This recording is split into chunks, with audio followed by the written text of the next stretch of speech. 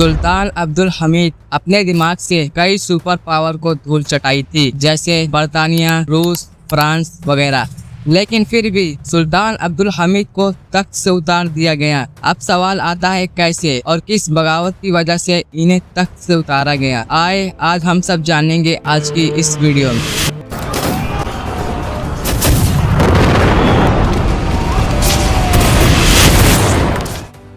अब्दुल हमीद की पैदाइश सन 21 सितंबर 1842 ईस्वी में हुई थी। फिर 1876 में सुल्तान बन गए थे। तब आपकी उम्र 34 साल थी और सल्तनत उस्मानिया के भी 34वें सुल्तान थे। लेकिन तख्त पर बैठने से पहले मिदत पाशा, जो खुद उस्मानिया सल्तनत का सुल्तान बनना चाहता था, उसने सुल्तान बनने के लिए अपने दुश्मन से हाथ मिला लिया था। लेकिन अब्दुल हमीद अपने ज़हीन दिमाग से इसे कुचल दिया। अब्दुल हमीद जब तख्त पर बैठे तब उस्मानिया सल्तनत कर्जों में डूबी हुई थी। हर तरफ से हमला हो रहा था। एक तरफ बर्तानिया जो दुनिया पर हुकूमत करना चाहती थी, वहीं दूसरी तरफ यहूदी फलस्तीन में इजराइल बनाने की मांग कर रहे थे। लेकिन जब तक सुल्तान अब्दुल हमीद सानी जिंदा रहे, फलस्तीन का एक हिस्सा भी नहीं दिया।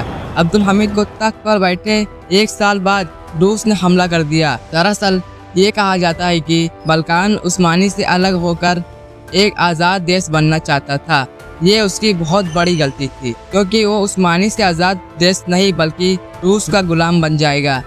रूस ने हमला किया और ये जंग जीत गया और अब उस्मानी सल्तनत में बहुत सी बगावत पैदा हो गई थी। फिर ग्रीस ने हमला किया, लेकिन इस बार उस्मानी फतह पा गए।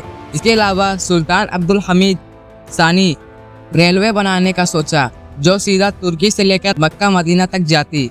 लेकिन बरतानिया को यह कबूल नहीं था, तो उसने इसे रोकने के लिए बहुत कोशिश की, लेकिन वो नाकाम रहा। हम लोग एक अहम बात भूल रहे हैं, जो कि है गद्दार।